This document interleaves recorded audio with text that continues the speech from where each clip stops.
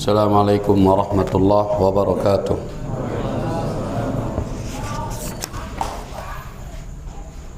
Alhamdulillahi rabbil alamin. Wassalatu wassalamu ala khairil mursalin Nabiyyina Muhammadin wa ala alihi wa ashabihi wa man sara ala nahjihi ila yaumiddin.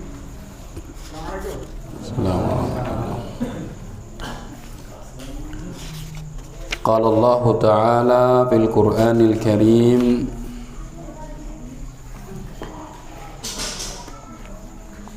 Ya ayyuhalladzina amanu ittaqullaha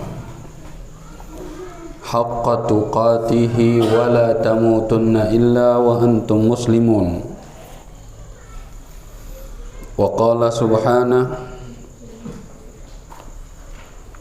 wattaqu yawman turja'una fihi ila Allah thumma tuwaffa kullu nafsin ma kasabat wa hum la yuzlamun.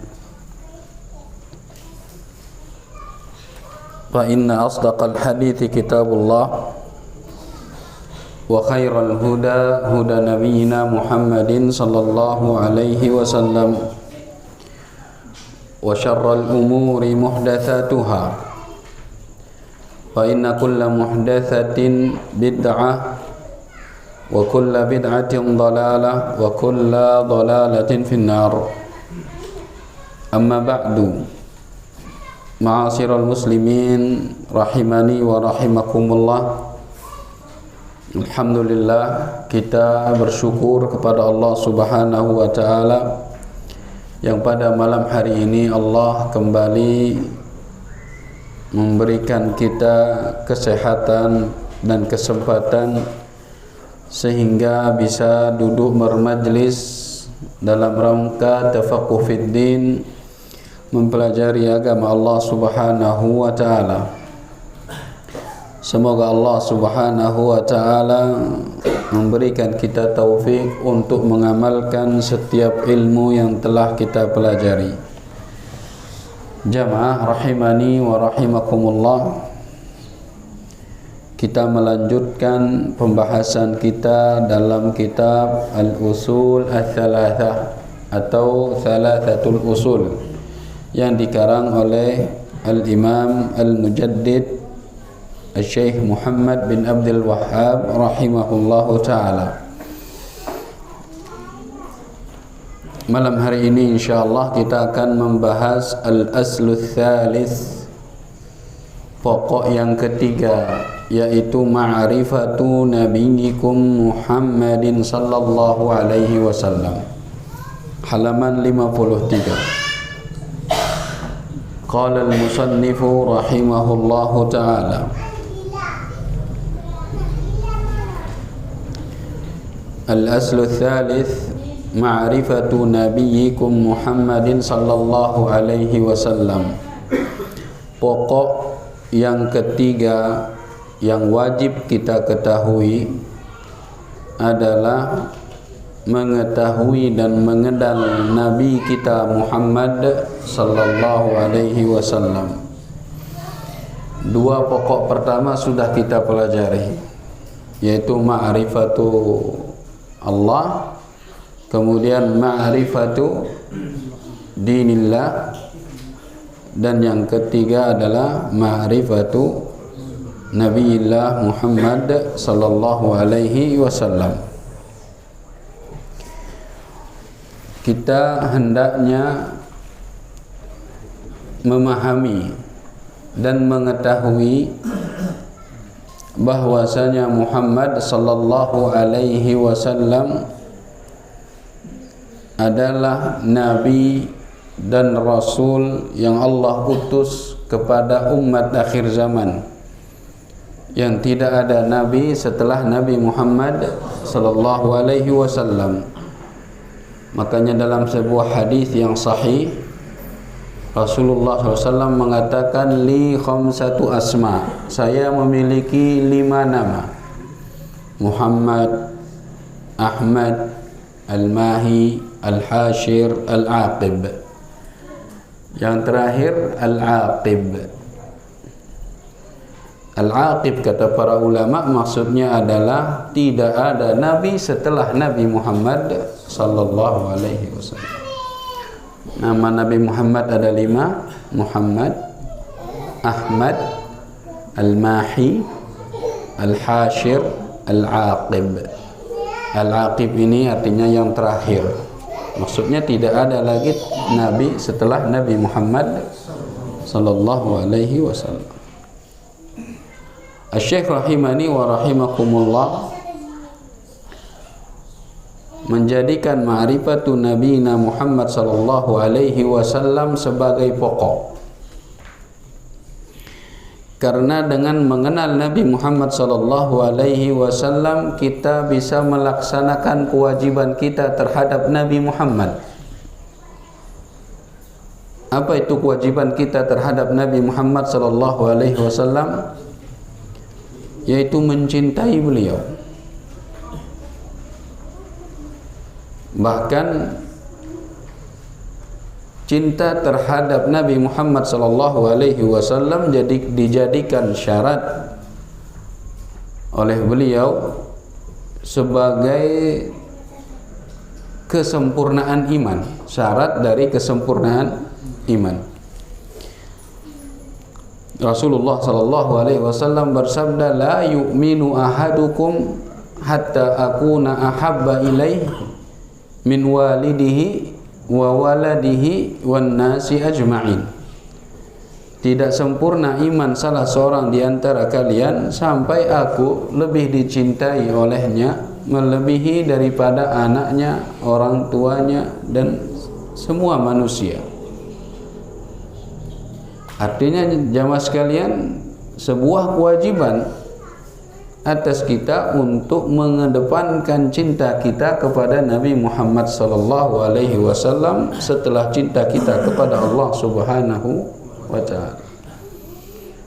Kalau orang sudah cinta, maka dia akan mengedepankan yang dia cintai. Dia akan membela yang dia cintai. Dia akan mengikuti yang dia cintai. Betul jamaah sekalian? Orang kalau sudah cinta, maka dia akan taat sama yang dicintai. Maka kalau kita cinta sama Nabi Muhammad sallallahu alaihi wasallam, ini akan melahirkan ketaatan, kepatuhan, ketundukan, pembelaan kepada Nabi Muhammad sallallahu alaihi wasallam. Maka wajib kita mencintai Nabi Muhammad sallallahu alaihi wasallam. Tapi dalam hal ini jamaah sekalian rahimani wa rahimakumullah, para ulama memperingatkan kita dari sikap gulu dalam cinta kepada Nabi Muhammad sallallahu alaihi wasallam. Cinta itu memiliki porsi, gulu juga memiliki porsi yang berbeda. Jangan dicampur adukkan. Silahkan, ya. Jangan dicampur adukkan antara cinta dengan gulu. Kita harus cinta, tapi jangan gulu kepada Nabi Muhammad SAW sampai mengangkat derajat Nabi Muhammad SAW setinggi-tingginya sampai sederajat dengan Allah Subhanahu wa taala. Nabi Muhammad SAW tidak suka disetarakan dengan Allah Subhanahu wa taala. Ada seorang sahabat yang mengatakan, "Ya Rasulullah, masya Allah wa syi'ta." Wahai Muhammad sallallahu alaihi wasallam, berdasarkan kehendakmu, berdasarkan kehendak Allah dan kehendakmu. Kata Rasulullah sallallahu alaihi wasallam, "Aja'altani lillahi nidda?" Apakah engkau akan menjadikan aku itu sekutu bagi Allah? Jangan katakan kehendakmu dan kehendak Allah dan kehendakmu, wahai Muhammad. Tapi katakan kehendak Allah, kemudian kehendakmu, wahai Muhammad. Dan kita dilarang jamaah sekalian rahimani wa rahimakumullah oleh Nabi Muhammad sallallahu alaihi wasallam untuk menyanjung-nyanjung Nabi Muhammad, memuji-muji Nabi Muhammad setinggi-tingginya seperti orang Nasara memuji-muji dan menyanjung-nyanjung Nabi Muhammad, Nabi Isa alaihi salam. La tutruni kama atratatin nasara Isa bin Maryam. Jangan kalian sanjung-sanjung aku berlebihan seperti Nasara yang menyanjung-nyanjung Isa berlebihan sampai setara dengan Allah, sampai disembah. Isa itu disembah oleh orang Nasrani, dan Nabi Muhammad tidak mau itu terjadi pada umatnya. Makanya kita dilarang untuk gulu terhadap siapapun, termasuk terhadap Nabi Muhammad sallallahu alaihi wasallam. La taghlu fi dinikum, kata Allah Subhanahu wa ta'ala. Rasulullah bersabda, halakal mutanatti'un, celaka orang yang bersifat gulu. Termasuk dalam mencintai Nabi Muhammad sallallahu alaihi wasallam juga mencintai keturunan dan keluarga Nabi Muhammad, karena Nabi yang memerintahkan itu.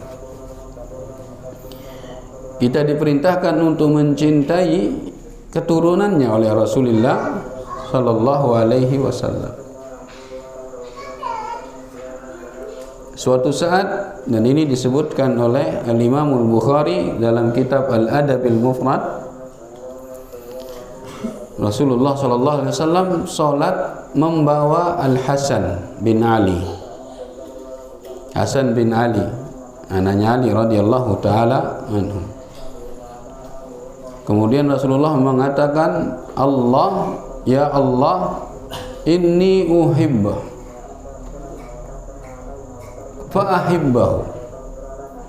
Ya Allah, ketahuilah saya mencintai Al-Hasan, maka cintailah Hasan. Maka hendaknya kita juga mencintai keturunan Nabi Muhammad sallallahu alaihi wasallam.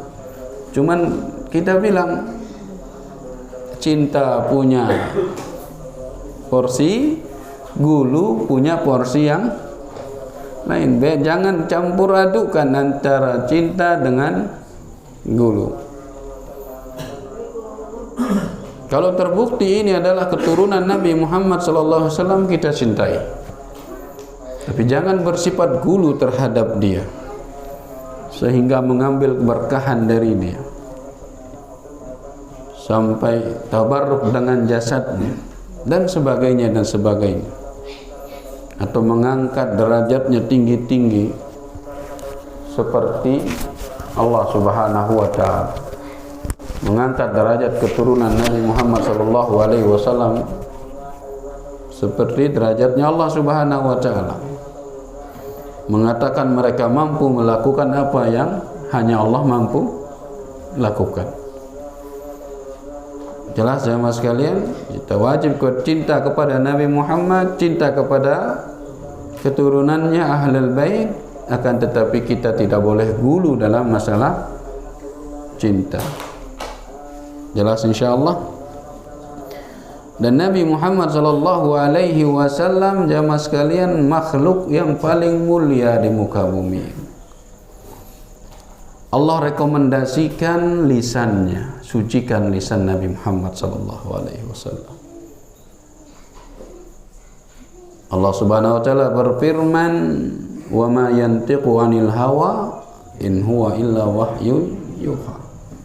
Nabi Muhammad tidak pernah berkata kecuali dengan wahyu. Dalam masalah penyampaian risalah, Nabi selalu menggunakan wahyu dalam berbicara. Allah Subhanahu wa ta'ala mensucikan hatinya. Maka kadzabal fuadu ma ra'a. Hati Nabi Muhammad tidak pernah dusta atas apa yang dia lihat dan dia rasakan. Allah Subhanahu wa ta'ala mensucikan mata Nabi Muhammad sallallahu alaihi wasallam Allah Ta'ala berfirman, ma zaghal basar wa ma tagha. Nabi Muhammad sallallahu alaihi wasallam tidak pernah berdusta atas apa yang dia lihat. Nabi Muhammad sallallahu alaihi wasallam disucikan akhlaknya oleh Allah Subhanahu wa taala. Allah Subhanahu wa taala berfirman, wa innaka la'ala khuluqin azim. Engkau wahai Muhammad berada di atas akhlak yang mulia. Maka Nabi Muhammad adalah makhluk yang paling mulia. Allah pilih untuk kita. Allah pilih untuk umat terbaik, yaitu umat Nabi Muhammad sallallahu alaihi wasallam. Qala al-musannif rahimahullahu taala, beliau ingin mengenalkan kepada kita Nabi Muhammad pertama melalui nasabnya. Di sini dikatakan wahwa, yaitu Muhammad sallallahu alaihi wasallam, Muhammad bin Abdullah bin Abdul Muttalib bin Hashim, wa Hashim min Quraisy, wa Quraisyun min al-Arab, wal Arab min dzurriyyati Ismail ibni Ibrahim al-Khalil. Dibacakan nasabnya secara pendek. Muhammad bin Abdullah bin Abdul Muttalib bin Hashim, Hashim bin Qusay bin Kilab, tapi di sini cuma bin Hashim, Hashim min Quraisy, wa Quraisy min al-Arab.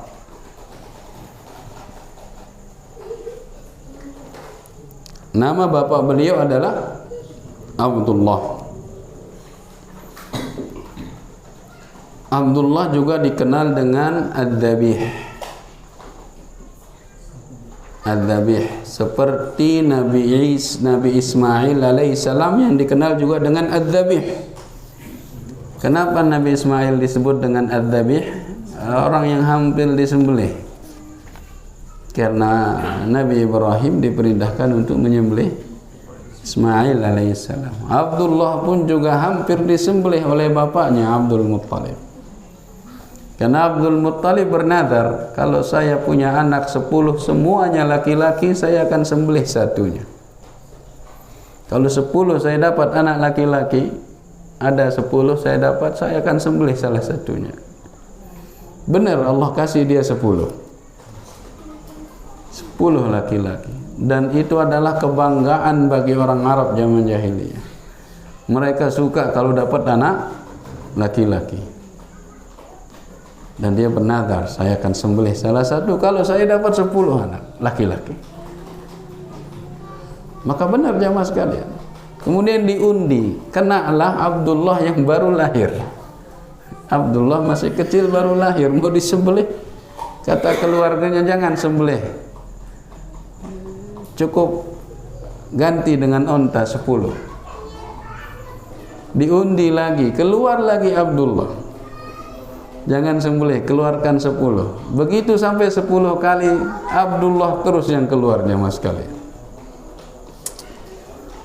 Akhirnya sampai 100 onta. Tidak jadi disembelih, gantinya 100 onta. Abdul Muttalib Rabbul Ibil,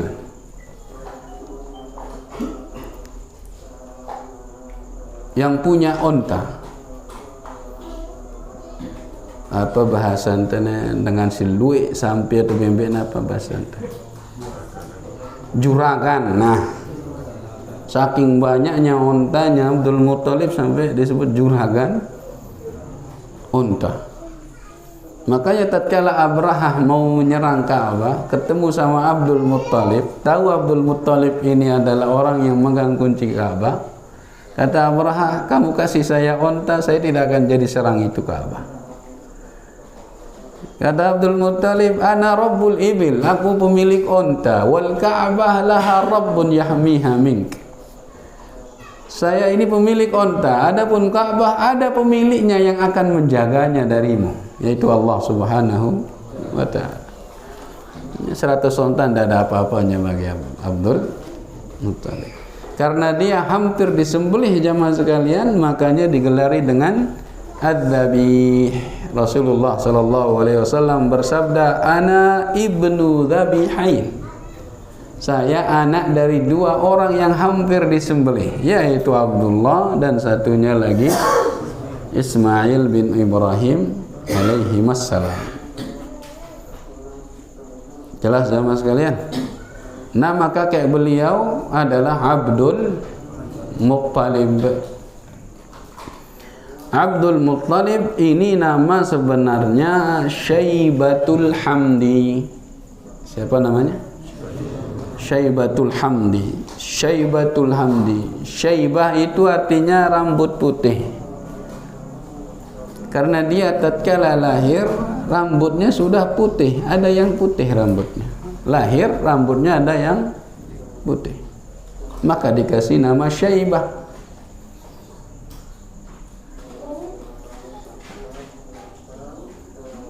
Jamaah rahimani wa rahimakumullah, Syaibah ini ya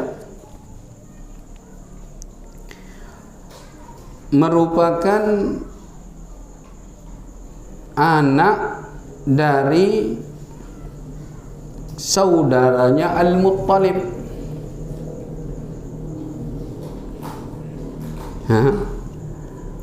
Saudara siapa? Al-Muttalib. Al-Muttalib, bukan Abu Talib. Saya lupa nama saudaranya Al-Muttalib ini. Intinya saudara Al-Muttalib ini pergi berdagang. Sesampai di Madinah menikah dengan perempuan di Madinah. Lahirlah Syaibah ini. Lahirlah Syaibah. Al-Muttalib di kemudian hari mengetahui kalau dia punya keponakan di Madinah. Karena zaman dahulu nggak ada kakak, nggak ada pencatatan lahir, nggak ada. Jadi tahunya setelah besar, oh ternyata saya punya keponakan di Madinah, namanya Syaibah. Dia pergi ke Madinah mengambil Syaibah ini. Dibawa ke Mekah, diletakkan di belakangnya. Orang-orang menyangka Al-Muttalib bawa hamba sahaya. Dipanggil, oh itu budak Al-Muttalib, itu budak Al-Muttalib. Maka terkenallah Syaibah ini dengan Abdul Muttalib, budaknya si Al-Muttalib itu. Paham ceritanya jemaah sekalian? Jadi Al-Muttalib itu sebenarnya pamannya si Syaibah. Cuman karena dia dibawa oleh pamannya di belakang, banyak yang nyangka itu budak. Budak kan bahasa Arabnya abdun. Oh, Abdul Al-Muttalib, Abdul Muttalib, Abdul Muttalib, sampai lama-lama terkenal dengan Abdul Muttalib. Nama aslinya adalah Syaibatul Hamdi. Dan Syaibatul Hamdi, Abdul Muttalib adalah orang yang dipercayakan memegang kunci Ka'bah. Dan orangnya sangat dermawan jemaah sekalian. Sampai-sampai dia suka memberikan makanan kepada burung di gunung-gunung yang di sekitar Makkah. Makanya beliau kadang disebut dengan mut'imut tuyur, orang yang suka memberi makanan kepada burung. Burung aja diberi makan gratis, apalagi manusia. Dan memang beliau ini memiliki wibawa yang sangat luar biasa, sampai Abraha pun takut sebenarnya.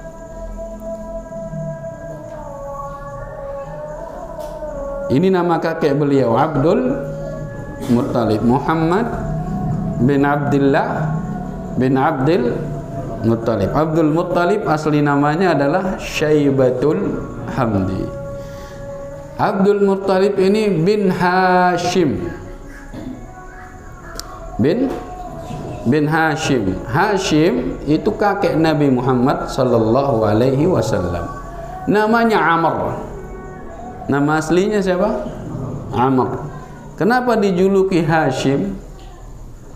Karena dia suka memotong-motong kue, memotong-motong roti dicampur dengan kuah dari daging dan dibagikan sebagai makanan orang-orang yang datang melakukan haji. Makanya namanya apa? Hashim. Kepada beliaulah dinisbatkan Bani Hashim itu.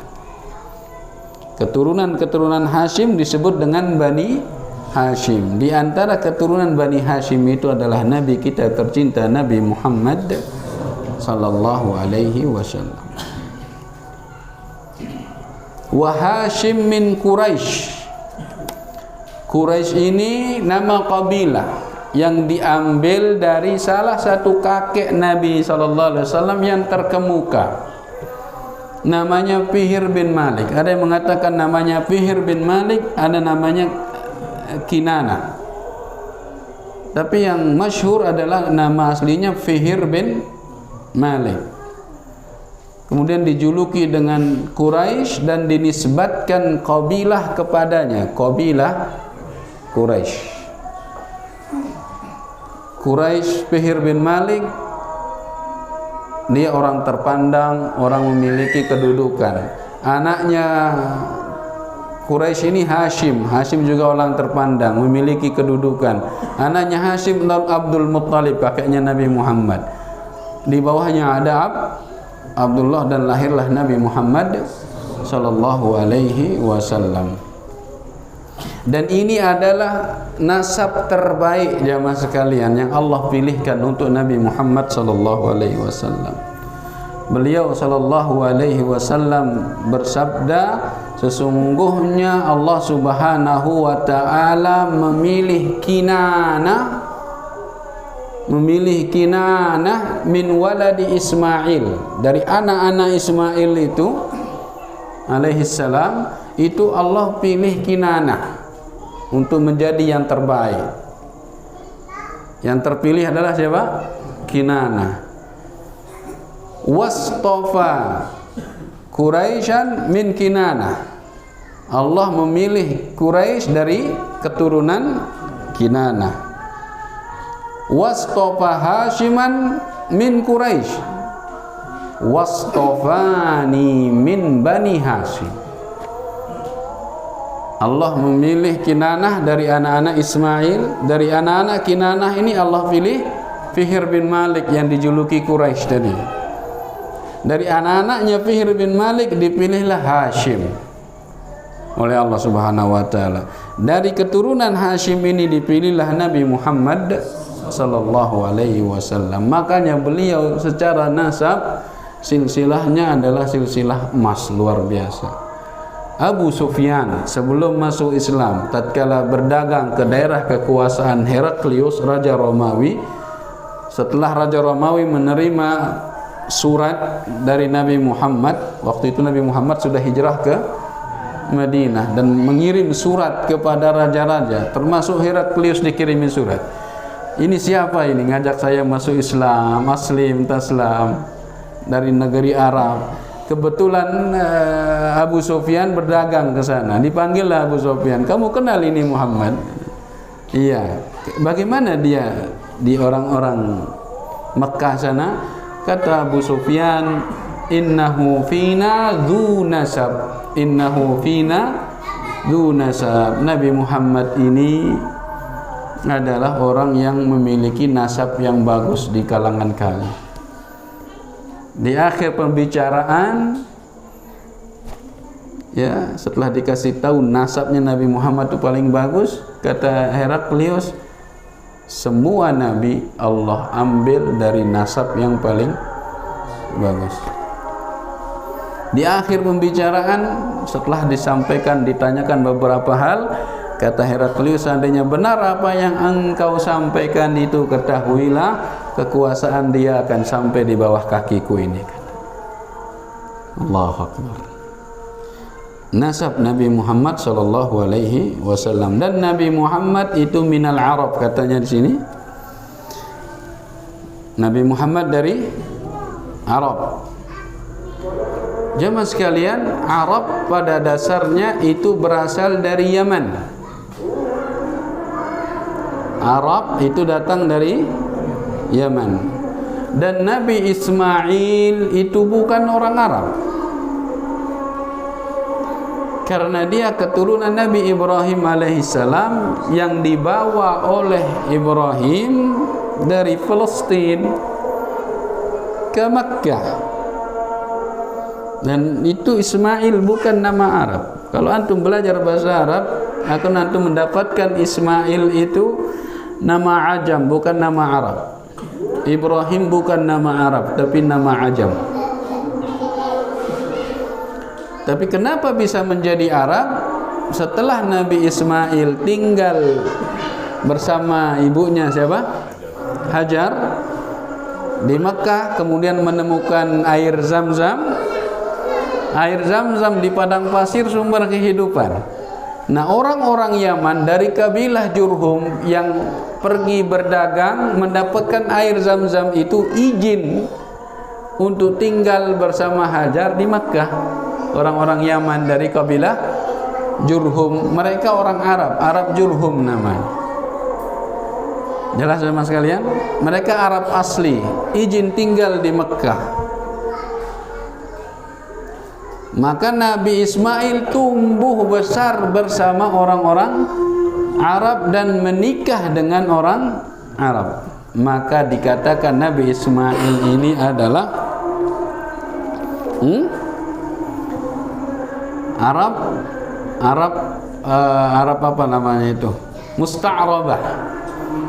Orang yang bukan Arab menjadi Arab, tapi Allah pilih dia. Dia aslinya bukan Arab, tapi dijadikan orang Arab karena bergaul dengan orang Arab, menikah dengan perempuan dari kalangan Arab Yaman, dan anak-anaknya lahir menjadi orang Arab, tapi Arabnya musta'rab. Tapi itulah yang dipilih oleh Allah Subhanahu wa ta'ala. Jelas insyaallah jemaah sekalian? Baik. Wal Arab min dzurriyyati Ismail bin Ibrahim Al-Khalil. Ibrahim siapa jemaah sekalian? Al-Khalil. Nggak lupa ini deh.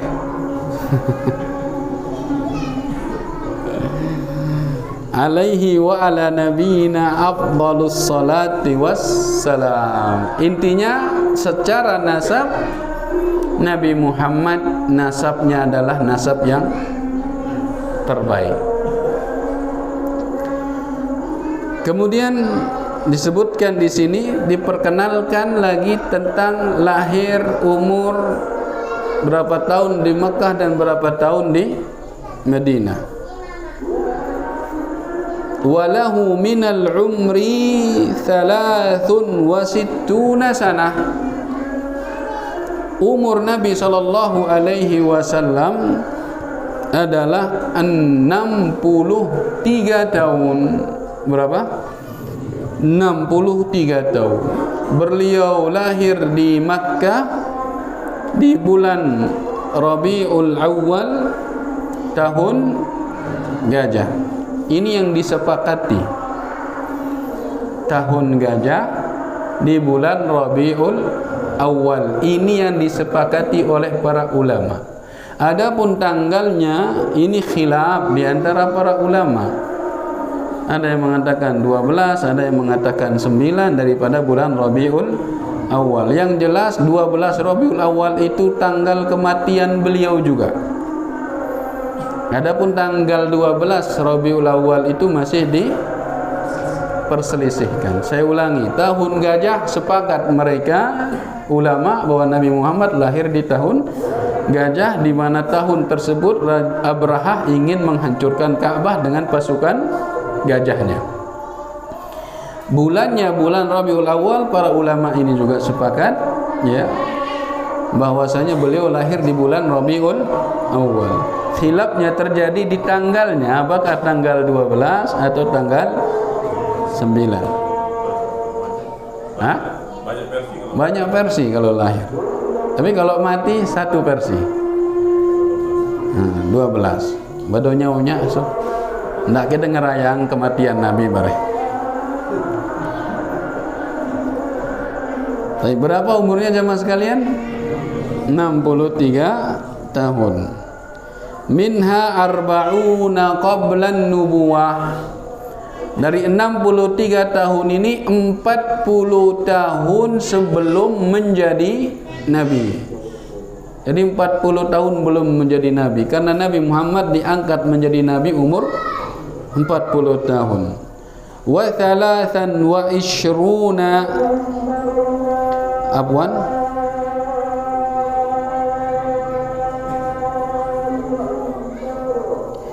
Tayyib. Wa thalathan wa ishruna nabiyan wa rasulan.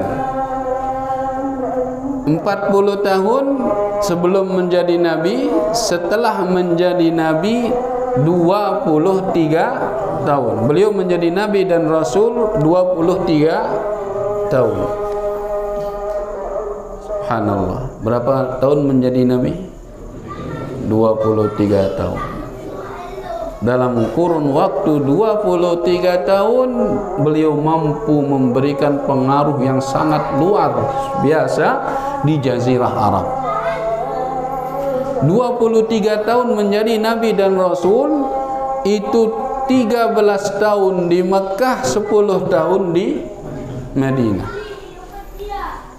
Setelah menjadi nabi dan rasul 13 tahun di Mekah, beliau mengajak umat kepada tauhid la ilaha illallah, mengajak umat untuk beribadah hanya kepada Allah Subhanahu wa taala, dan itu yang beliau benar-benar tanamkan di kota Makkah. Sedangkan jamaah perlu ketahui, Makkah itu pusat penyembahan berhala.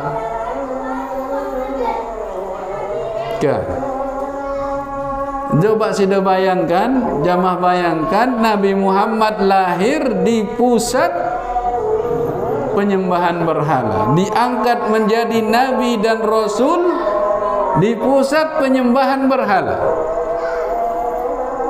Beliau diangkat menjadi nabi dan rasul, jamaah sekalian, orang-orang sekitar beliau memandang beribadah kepada berhala adalah sebaik-baiknya agama.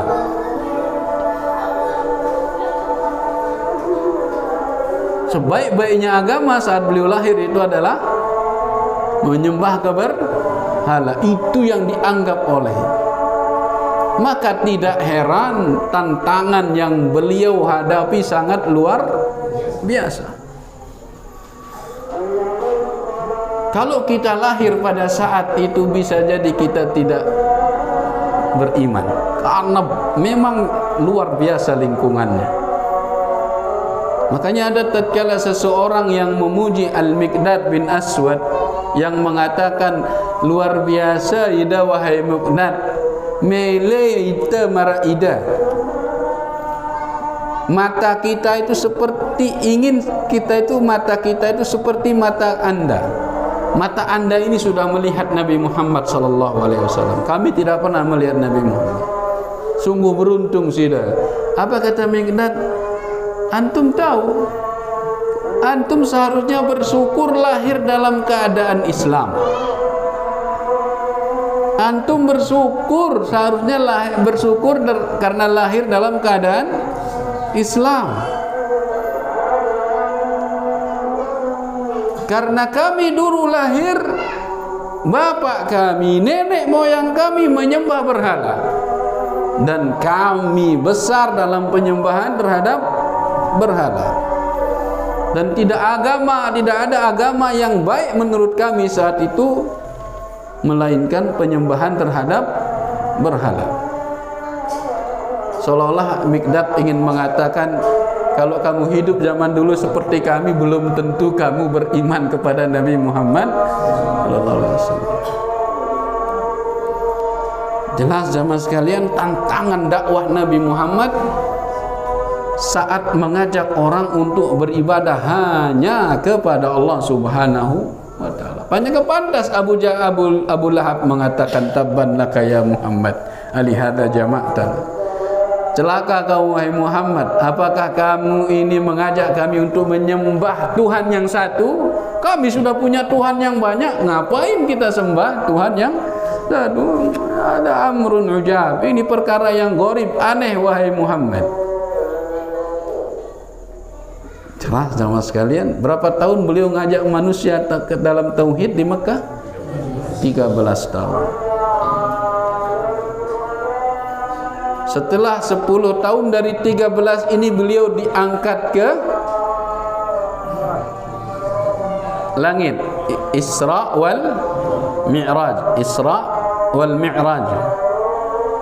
Itu setelah 10 tahun beliau diangkat menjadi nabi, beliau diangkat ke langit menerima perintah untuk melakukan solat. Kemudian beliau melakukan solat di Mekah 3 tahun. Solat pertama-tama di Mekah, awal-awal pensyariatan solat itu matna. Awal-awal pensyariatan solat itu dua. Kemudian lama-lama diganti untuk solat isya, zuhur, asar 4, maghrib 3, dan subuh satu-satunya ditetapkan 2.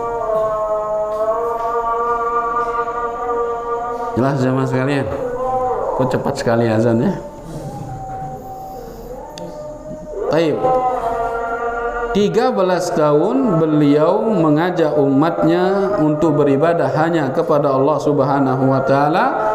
Kemudian beliau hijrah ke kota Madinah setelah beliau memerintahkan para sahabat untuk hijrah terlebih dahulu. Lihat jemaah sekalian, ketaatan Nabi Muhammad SAW. Bisa saja Nabi Muhammad berangkat hijrah kapanpun dia mau. Setelah memerintahkan para sahabat untuk hijrah ke kota Madinah, beliau menunggu wahyu dari Allah, izin dari Allah untuk berangkat ke kota Madinah. Sampai beliau itu ingin dibunuh. Paham ya mas sekalian? Karena orang-orang Quraisy saat itu sudah mengetahui bahwasanya beliau itu agama Islam diterima di Yathrib. Orang Quraisy kumpul di Darin Nadwah. Ini genting kata mereka.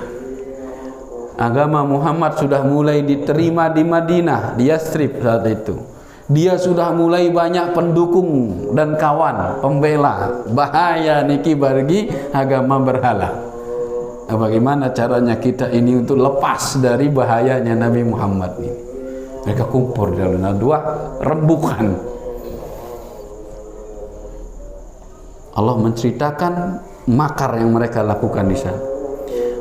Wa id yamkuru bikal ladzina kafaru liyaqtulu aw liyuthbitu aw liyakhruju wa yaqtulu wa yamkuruna wa yamkurullahu wallahu khairul makirin. Ingatlah wahai Muhammad, tatkala orang-orang Quraisy berembuk di Darun Nadwah, merembukkan, membicarakan dan memusyawarahkan bagaimana berlepas dari bahayanya kamu ini. Mereka ada yang mengatakan gini aja, Muhammad ini kita bunuh. Oh, jangan dibunuh. Karena kalau kita bunuh, tentu keluarga dan kabilah Nabi Muhammad nuntut balas. Jangan dibunuh. Ada yang mengusulkan kita pasung dan penjarakan biar dia tidak bebas kemana-mana. Bahaya juga ini, gak bagus. Keluarganya tetap akan menuntut. Kalau gitu kita usir dari kota Makkah. Itu lebih bahaya. Bisa jadi dia cari pendukung di tempat diusir itu. Akhirnya ada iblis, disebutkan dalam sirah yang ditulis oleh Syekh Safiur Rahman Al-Mubarakfuri. Itu iblis merubah dirinya menjadi orang kemudian mendengarkan usulan daripada Abu Jahal.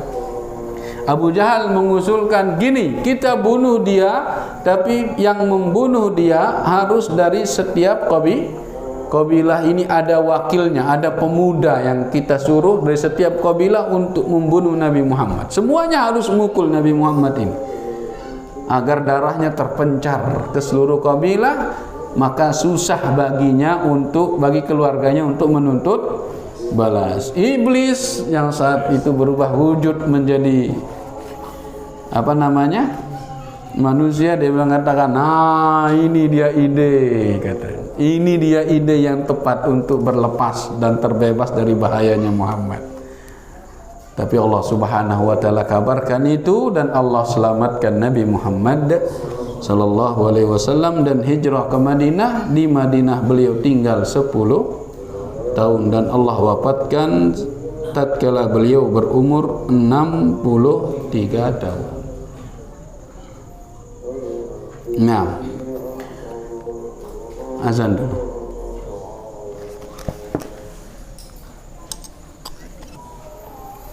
Bismillah.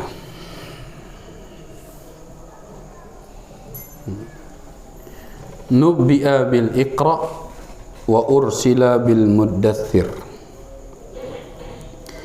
Nabi Muhammad sallallahu alaihi wasallam diangkat menjadi nabi dengan firman Allah Subhanahu wa taala, Iqra bismi rabbikal ladzi khalaq khalaqal insana min 'alaq Iqra wa rabbukal akram alladzi 'allama bil qalam 'allamal insana ma lam ya'lam. Ayat 1 sampai 5 dari surat Al-Alaq ini adalah wahyu Allah dari Al-Quran yang pertama kali turun. Ini yang membuat Nabi sallallahu alaihi wasallam terangkat menjadi nabi. Di dalam surat ini jamaah sekalian, Al-Alaq ayat 1 sampai 5, beliau menerima surat ini tatkala beliau tahannuth di Ghari Hira, di Gua Hira, sekarang letaknya di Jabal Nur. Itu tatkala beliau umur 40 tahun, suka menyendiri beribadah kepada Allah Subhanahu wa taala. Ada yang menyebut beliau beribadah seperti ibadahnya Nabi Ibrahim alaihis salam. Nah, tatkala beliau tahannuth menyendiri beribadah, datangilah oleh Jibril alaihissalam dan meminta beliau untuk membaca Iqra bismi rabbikal ladzi khalaq khalaqal insana min 'alaq Iqra wa rabbukal akram alladzi 'allama bil qalam 'allamal insana ma lam ya'lam. Maka diangkat beliau menjadi nabi. Adapun beliau menjadi rasul adalah turunnya surat Al-Muddaththir. Ya ayyuhal muddaththir qum fa'anzir wa rabbaka fakabbir wa thiyabaka fatahhir war rujza fahjur. Nanti akan dijelaskan. Intinya jemaah sekalian, beliau diangkat menjadi nabi dengan Al-Alaq ayat 1 sampai 5. Beliau diangkat menjadi rasul dengan surat Al-Muddaththir ayat 1 sampai 5. Tatkala turunnya surat Al-Alaq, beliau diangkat menjadi nabi karena beliau didatangi oleh Jibril alaihissalam dalam bentuk aslinya, maka beliau takut, khawatir terhadap dirinya sendiri karena tidak ada yang melihat makhluk ini begitu besar dan mengajak beliau berbicara lagi. Hanya beliau pulang dalam keadaan gemetar hatinya, dia takut terhadap dirinya sendiri dan ditenangkan oleh istrinya. Siapa? Khadijah. Insya Allah baik-baik, tidak ada apa-apa, kamu orang baik. Kamu ini selalu membantu yang lemah, ya, menyambung tali silaturahim. Hiburna pokoknya. Setelah dia agak tenang, dibawalah ke sepupunya Khadijah yang bernama Waraqah bin Naufal. Waraqah bin Naufal ini sebelumnya beragama patung, berhala. Kemudian dia beralih ke agama Nasrani. Dia membaca kitab-kitab Nasrani yang berbahasa Ibrani dan dia menulis dengan bahasa Ibrani juga. Dia memiliki ilmu tentang agama Nasrani. Tatkala disampaikan kepada dia cerita Nabi Muhammad SAW, kata Waraqah, kamu didatangi oleh Namus. Namus ini pernah datang ke Musa alaihissalam. Namus itu maksudnya Jibril itu. Namus makhluk yang besar. Yang mendatangi kamu ini pernah mendatangi Jibril alaihissalam. Mendatangi Musa alaihissalam. Dan tidaklah Namus ini mendatangi seseorang kecuali orang tersebut akan dikeluarkan dari kampung halamannya. Kata Nabi Muhammad, apakah orang-orang ini akan mengeluarkan saya dari kota Makkah? Iya, kamu akan dikeluarkan. Seandainya umurku nyampe tatkala kamu dikeluarkan oleh penduduk Makkah, aku akan menolongmu dengan sepenuh hati. Tapi belum sempat dikeluarkan, beliau sudah meninggal dunia. Jelas jemaah sekalian? Setelah itu hilang wahyu selama 40 hari. Nabi Muhammad gusar. Tidak turun wahyu. Nah, tapi Nabi Muhammad kepikiran terus. Sampai kata para ulama menyebutkan tatkala beliau jalan di gunung, beliau hampir jatuh. Tapi beliau dengar suara yang memanggil, ya Muhammad innaka nabi. Ada yang manggil dia, ya Muhammad. Nyari ke kiri kanan gak ada. Ngelihat ke langit ternyata ada Jibril duduk di atas kursi bainas sama wal ard. Mengatakan kamu adalah nabi. Sampai turun ya ayyuhal muddatsir kum. Wahai orang-orang yang berselimut, kum, bangun, fa'anzir. Nah, disuruh peringatkan. Nah, memperingati itu tugasnya para rasul. Kum, bangunlah, fa'anzir. Peringatkan kaummu akan tugas mereka, yaitu beribadah kepada Allah Subhanahu wa ta'ala. Peringatkan kaummu akan api neraka yang mengancam orang-orang yang tidak mau beribadah kepada Allah Subhanahu wa ta'ala. Nanti kita akan jelaskan insya Allah. Wa baladuhu Makkah, beliau lahir di kota Makkah. Makkah niki nama lainnya Bakkah. Ada ayatnya Pak Badr? Bakkah. Apa ayat yang menyebutkan kata Bakkah dalam Al-Quran? Inna awwala baitin wudi'a lin-nas lalladzi bi Bakkah mubarakah. Bakkah itu maksudnya Makkah. Nama lain Makkah, Bakkah. Nama lain juga Ummul Qura. Litunzira Ummul Qura wa man hawlahu. Allah memberimu Al-Quran, wahai Muhammad, wahyu agar engkau memperingatkan orang-orang yang tinggal di Ummul Qura dan sekitarnya. Ummul Qura itu maksudnya adalah Makkah. Wa hajara ilal Madinah, dan beliau setelah 13 tahun berdakwah di Makkah, beliau hijrah ke Madinah. Madinah nama sebelumnya Yathrib. Nama lainnya Thayyibah. Thayyibah. Yathrib, Madinah, Thayyibah. Setelah Nabi Muhammad SAW diutus di hijrah ke sana, diganti namanya menjadi Al-Madinah Al-Munawwarah. Diganti dari Yathrib ke Al-Madinah Munawwarah. terkadang beliau menyebutnya dengan at-thayyibah. Wallahu ta'ala a'lam. Selamat datang Pak Sudais. Tumben teng kita ida ini aja. Neke ida jadi imam deh. Aduh, mana itu dengar suara anda?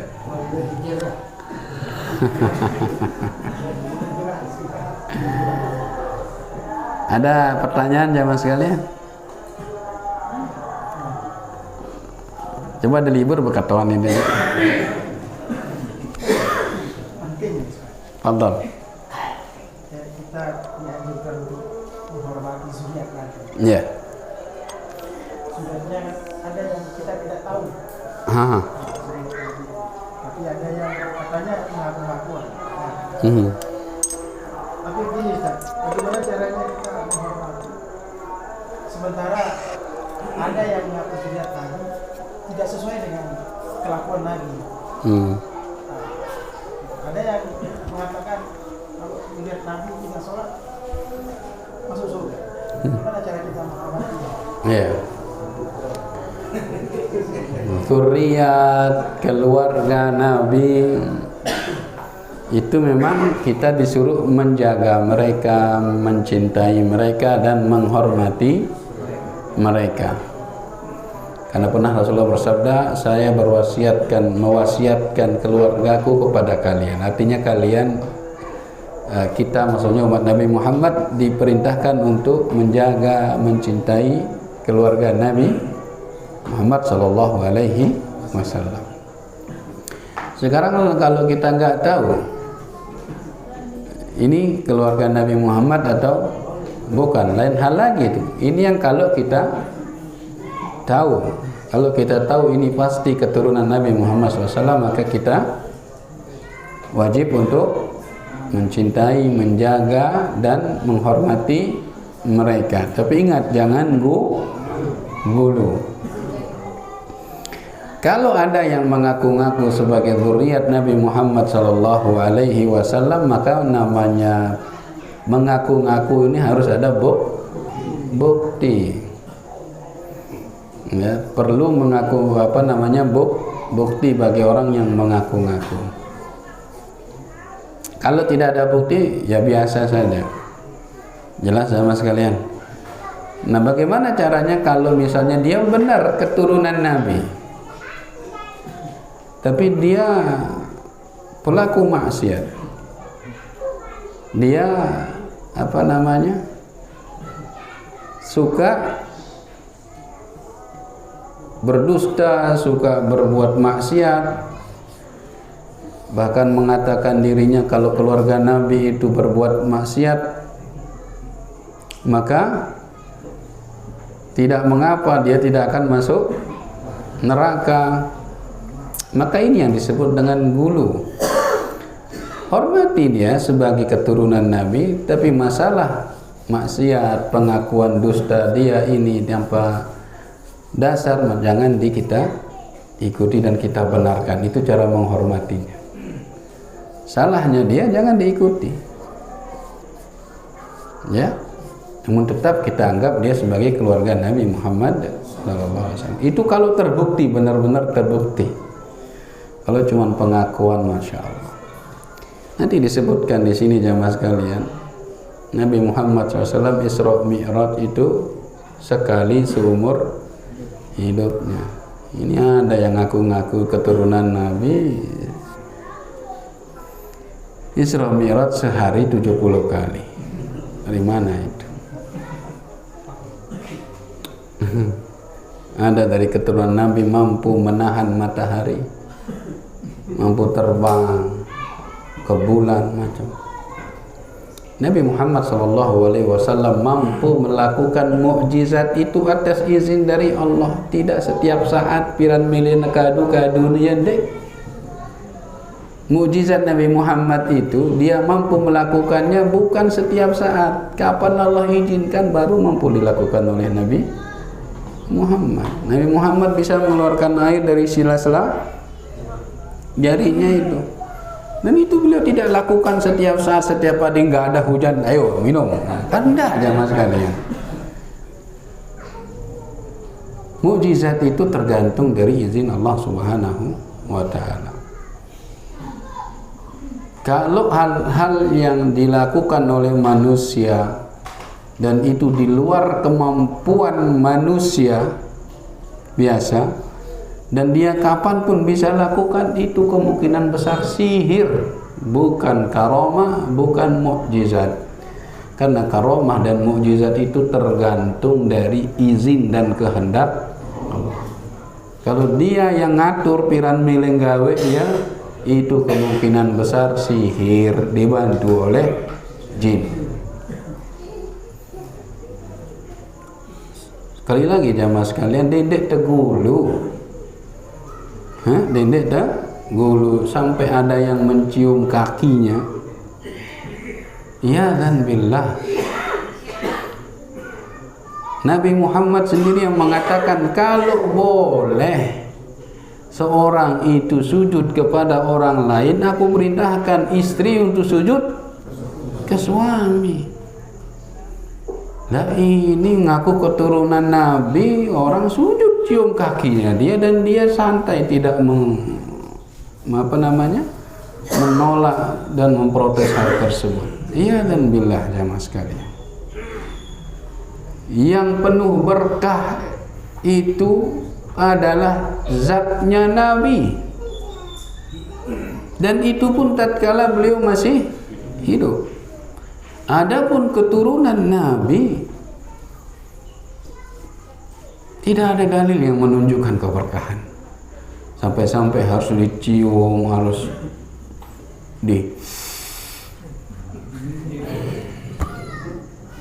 wah ada nyoba ke?